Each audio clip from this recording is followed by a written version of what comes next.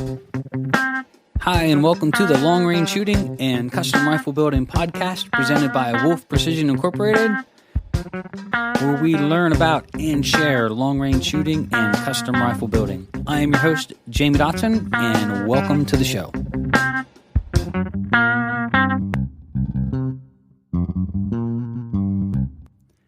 Hi, and welcome to episode 10 of Wolf Precision Incorporated's Long Range Shooting and Custom Rifle Building podcast.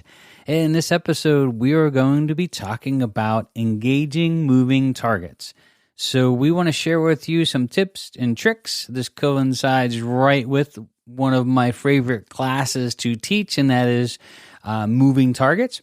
And we'll be teaching that in Swainsboro, Georgia, coming up on March 30th and 31st. So I thought this would be a great opportunity to talk about why this is one of my favorite things to teach and do, for that matter. So without further ado, here we go. All right, so shooting moving targets and where it applies and how we use it. So when we talk about shooting moving targets, we're talking based off of competition shooting. So you get into some of the PRS or tactical style matches where you'll be engaging movers, and it really applies to hunters. And so not learning to take full advantage of how you properly train and how you actually get the information to engage a moving target can absolutely mean the difference between you going home empty-handed or with a trophy. Now, we have a class coming up on March 30th and 31st. It's taught at Cool Acre Sporting Camps. You can check some more information on that at our website at wolfprecision.net. And this is actually one of my favorite classes to teach because it's such a lost skill and art. We do it old school style. So how we actually teach shooting moving targets is we have a set of pits. So we have half the firing line inside the pits. This is how it's been taught for probably the last 30 years. And we have pistol targets that go up in the air on long poles out of the pits. And the 10 ring is cut out. And inside there is a 10-inch balloon. And the reason we put balloons inside the 10 ring is when you're shooting it, the balloon is really nice and bright and you can see it. And when you hit it, the balloon pops. And so the target goes down, gets another balloon, and comes back up, and you keep shooting. Where does moving targets apply, and how do you start? Well, if you're going to try to train and learn how to shoot moving targets, the first thing you need to do right out of the gate is you need to have solid fundamentals. So if you're considering learning this art or trying to put it as a tool in your tool belt to be able to use at a later date if the situation's there, the first thing you need to have, though, is before you even talk about attending a moving class, is actually strong fundamentals.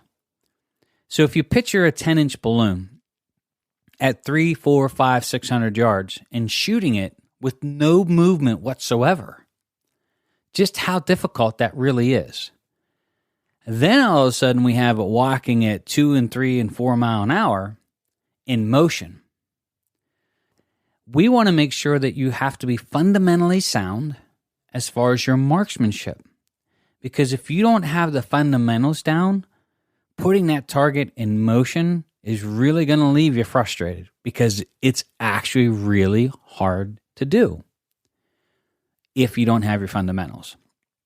So right out of the gate, we tell anyone attending this class that you either have to attend our long-range shooting school, you have to be a current competitor with several years' experience, or if attended a couple of the other qualifying schools to attend, because we know that if you don't have this underneath you and you come and try to learn the art of moving, shooting moving, engaging moving targets, you're going to be really, really frustrated. So that's right out of the gate. Now, to go a couple steps further, one of the really unsung heroes on your rifle is your rifle scope.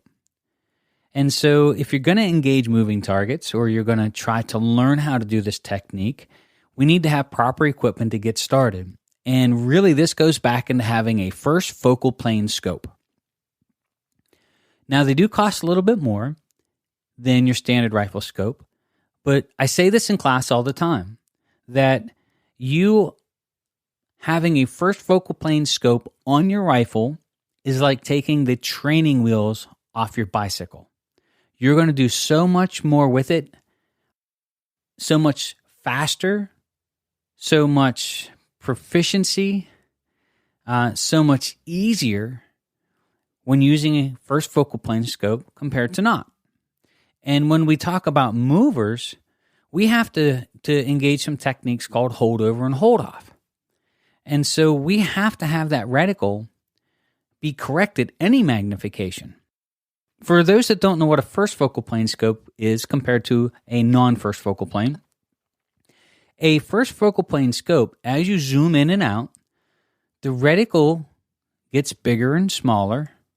The target stays the same size.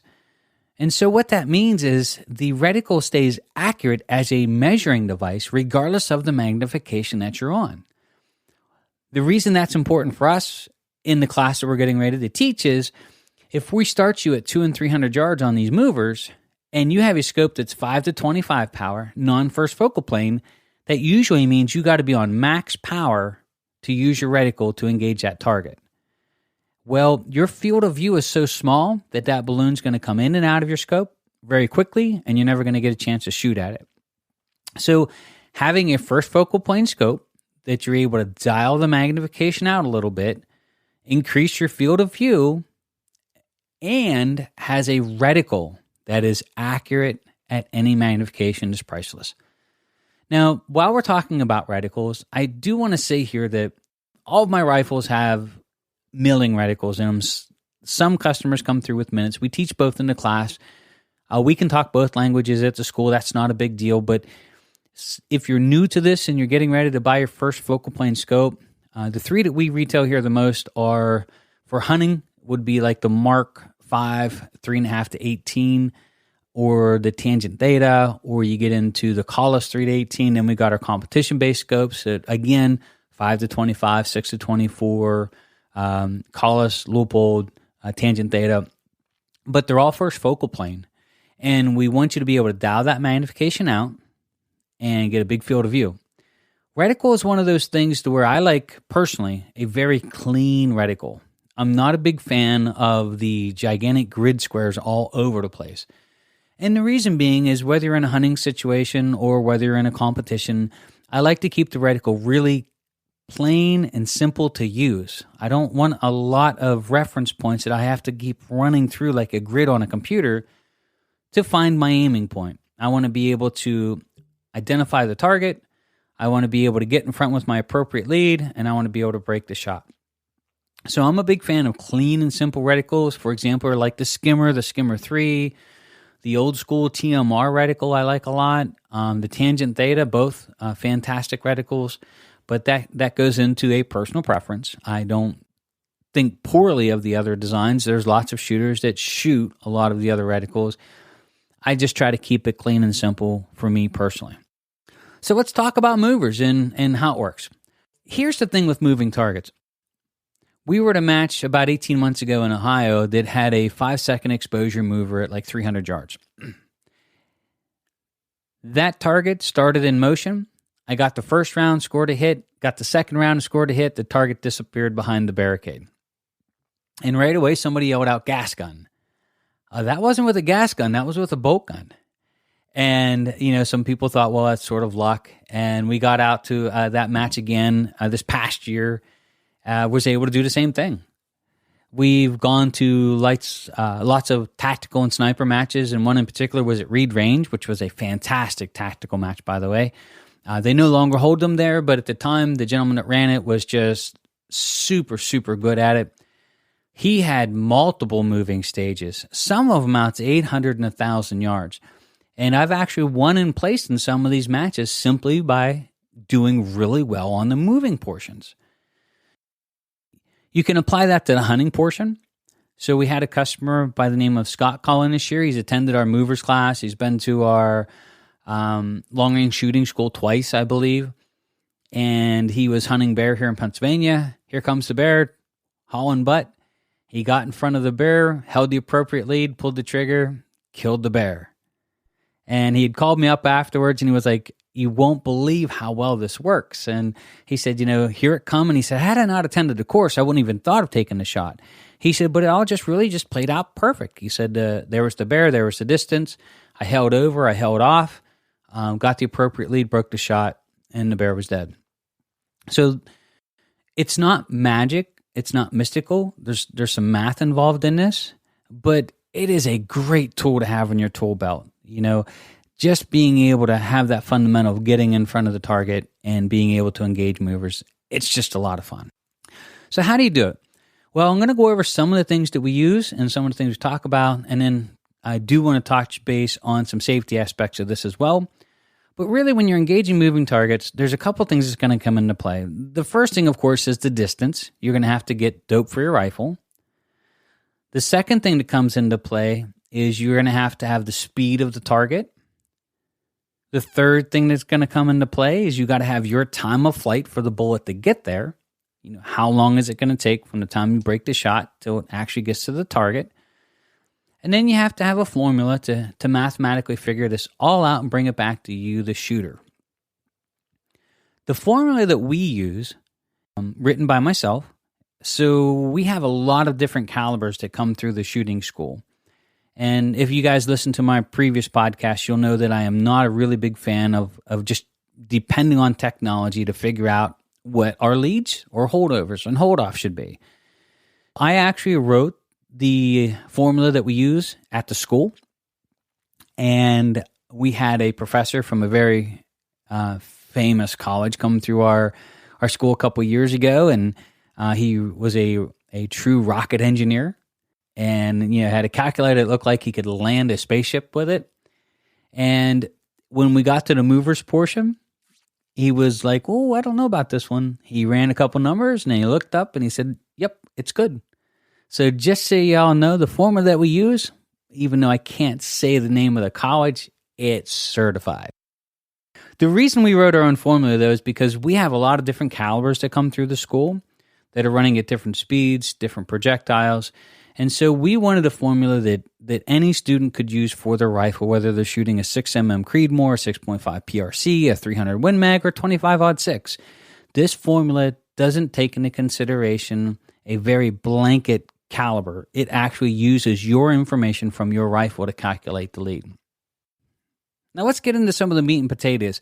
The formula itself, we're not going to disclose it or release it here on the podcast simply because we don't want to train a bunch of people on the formulas in case somebody just happens to have some ill will in mind. The moving target clinic that we teach, we pretty much know everybody that comes down. They've been through our school. But, just for precautionary sakes, we're going to save the formula for those that attend our long-range shooting school or for those that attend our moving target class. But that said, we're going to go ahead and talk about how we engage the targets because this part's important. First thing you're going to do is you're going to have to dial in your dope at the intended distance. A lot of shooters, when they start shooting movers for the first time, they get so worked up on getting the lead that they actually forget to dial their dope for the intended target. So you'll be there at 300 or 500 yards, you'll get all set up, and you're getting ready, and here comes the mover down the line, and you're shooting right underneath it with every shot, simply because you forgot to dial your dope. So the first thing I have to tell you is make sure you actually dial your dope for the intended target, for the distance. The second thing you want to make sure of is you got to make sure your gun's level. If your gun's really canted, you're going to draw your shot left or right a little bit from where you intend to shoot, so make sure your gun's level. Then the next thing you're going to have to do is you're going to have to decide, there's two techniques to engaging moving targets, and they're called trapping and tracking. Now, trapping, that is taking your reticle, moving in front of the target, letting the target walk into the appropriate lead with the reticle, breaking the shot, and the target will eventually walk right into the bullet. So we use balloons. If you do this process right, you're going to see the balloon come into your field of view. You're going to hold until the balloon hits the appropriate mark or lead. You're going to break the shot, and the balloon's going to keep traveling forward until it basically runs into the bullet and you pop the balloon. That technique is called trapping. Another technique is called tracking. And what you're going to do is you're going to hold the lead with your reticle. Let's just say you have to hold 1 mil right, target's coming from the left. So you're going to hold 1 mil right. So here comes the target from the left. You're going to put the 1 mil right hash mark on the target, and you're going to follow it, and you're going to break while in motion. This is called tracking. You're putting your appropriate lead on the target, and you're moving and trying to break it in motion. Now, my personal opinion is I like to trap first, track second. And the reason being is I think trapping is a more accurate way to engage a mover. Tracking would be more appropriate if the target has moved past your hold without you shooting, or you're running out of time to shoot, in which case you can just get on the target, start following through and shooting. So trap first, track second. The other thing that gets involved when you're shooting into movers is you've got the wind to deal with. And so you've got, wind that could be blowing with the target. So you've got a target presenting itself to you, moving from left to right, and you've got a left to right wind. And then sometimes you'll have the targets or the wind blowing from the other side. And so just remember this. If you go through and you do any formulas or you do any homework on this, if the wind is blowing with the target, it's helping you. If it's blowing against your target, it's hurting you. You have to add that to your dope because the wind is affecting your point of impact, and you've got to take that into consideration when you're shooting moving targets. So where would it apply and how would you use it? Well, for starters, there's a little bit of homework to be done when you're getting ready to, let's just say, for example, let's say you're going on an elk hunt, right? Well, we teach techniques called hold over and hold off. So a typical rifle like my 6.5, I need 0.9 mils at 300 yards. I know my rifle well enough that at 300 yards, I need just shy of 1 mil holdover. So I can use my reticle for a technique called holdover, and then I can use my reticle for hold off for the wind left and right.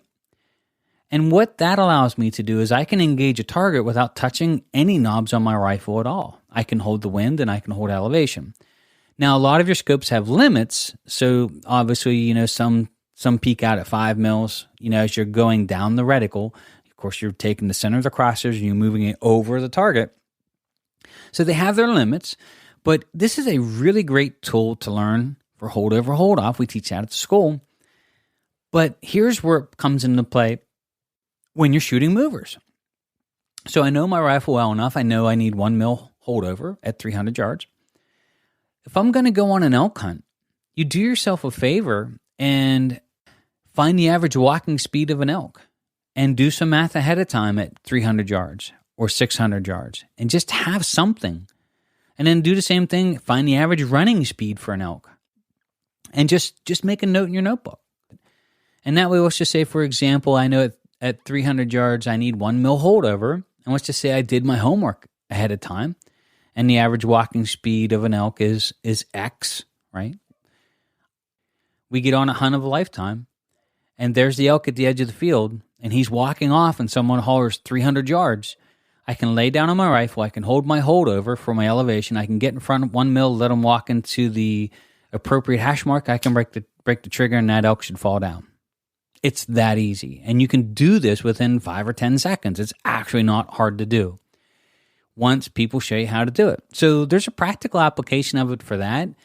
For competition shooting, I actually keep the formula on a piece of cardstock in my logbook, and I'll just try to gauge, what the moving speed of the intended target is, and I'll try to do some calculations right there. Pen and paper, easy enough. Now, let's talk about the practicing portion of it, and let's talk about if you intend on attending a moving target class. Well, first of all, I got to say, if you're going to take a moving target class, kudos to you. They are an absolute blast to attend, one of my favorite things to do. But you got to go prepared. So make sure you take lots of ammunition. Make sure you have true working dope for your rifle. It doesn't do you any good to have the appropriate lead if you're missing high and low, right? Then also make sure that you're going to a class that is well organized, well run by people who know how to do this, because you can get yourself in harm's way if you don't know how the firing line is supposed to run shooting movers, or you have inexperienced people trying to operate it, right? So just do your homework, ask the right questions. If there are people in the pits operating the targets, just some common things to think about. Make sure that there's two-way communication. If you're in those pits and you lose communication, don't go walking around to the upper part of the pits and wave out to the firing line and tell them you don't have radio communication. You just stay in the pits until someone comes down and hollers and says, hey, dude, we've been calling you on the radio for the last 10 minutes and nobody's answering. And you say, yeah, our radio's dead. If you're carrying the targets, now, and I don't mean walking across an open field with a target above your head. I'm talking about operating pits. So if you're moving with targets, make sure you stay against that pit wall. Don't get wandering way far away from there, because if somebody doesn't dial their dope in, they could send one right over top the wall, and it's going to land in the ground behind you somewhere. You don't want to be back in that area. Also, make sure if you're physically moving the targets, make sure you're wearing safety glasses. So our targets are up on a big 10-foot, 12-foot pole. You're inside of pits, a concrete barrier, way down in the ground, and you're walking along with this thing way above your head. Well, we have it on a pole, and the person carrying the target a lot of times wants to look up and watch and see the balloons get hit, which is a lot of fun, by the way.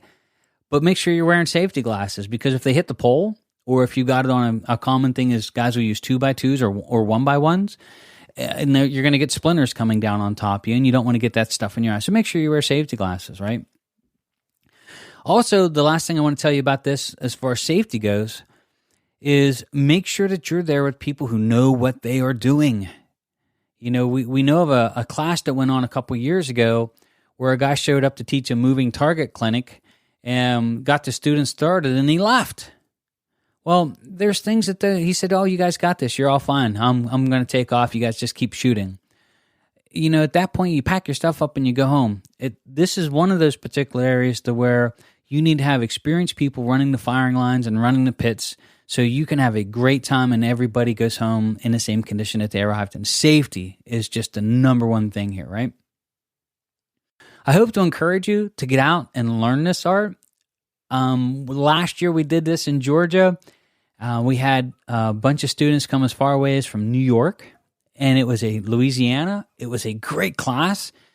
And I think between the 12 students that were at the class, they broke something in the order of, I'm going to guess, between 2,200 and 2,500 balloons. If you can imagine that. That is fantastic shooting. And what we do is we'll have multiple balloons going in multiple directions at the same time. So you'll be engaging, a target coming from the left, a target coming from the right, maybe 3 targets moving together. You'll be trying to engage targets crossing each other. I mean, just all these cool things that we can do that you can't do with a mechanical mover. So, our goal is to really just get you that experience in trigger time. And once you're on it, once you actually know how this technique works and you're able to get in front of that target and you get that sensation of breaking the shot while the target's in motion coming in, once you learn that, you've got it. You've got it, for life. It's one of those things that you just got to go out and experience it a couple times and get that traction under your feet. And if you get hooked, you're going to find yourself going to places where you can actually shoot movers. It is actually a lot of fun. So last year we went out, and at 600 yards, we had a double. So we had 2 10-inch balloons going, towards each other, and they had to time the shot in between the balloons and break both at the same time with one shot. And that was done several times last year. So congratulations, Walt, if you're listening to this podcast. Way to go. The guys in the pits were calling on the radio, oh my God, I hit 2 of them at the same time. And we're like, yeah, it was intentional. So great shooting, Walt.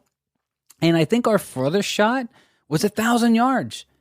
So we had, training 300, 600, 700 yards on a 10-inch mover. Pretty tough, right? Well, we actually had some balloons broken at 1,000 yards. A 10-inch balloon, the size of a 10 ring on a bench rest target. That is fundamentals on steroids. That is awesome trigger pull. And that is just super, super solid dope. So, if you get a chance, I just want to encourage you to go out and try it. Look for one of these classes, attend it. You're going to go through a lot of ammunition and you're going to have a great, great time. So if I can encourage you, go out and learn the art of movers. It is a great, great skill to have, especially for you guys that are shooting competition. And even more importantly, for you folks that are out there going on some pretty crazy hunting trips. It would be really nice to have that in your back pocket. So that'll be it for this episode. We want to thank you for joining us. Look for this class. We do it every year in March in Swainsboro, Georgia. You can find it on our website. If you would like to join us sometime, we would love to have you. It is a fantastic time. Also, do us a favor. Check us out on Facebook. You can leave us a really nice review on iTunes. That would be really appreciated. And as always, if you have any questions or something that you would like to ask that we could answer here on the show for you, please feel free to drop us a line, shoot us an email. It's at contact@wolfprecision.net. So, guys, my name is Jamie Dotson. I'm your host, and you are listening to the Long Range Shooting and Custom Rifle Building Podcast.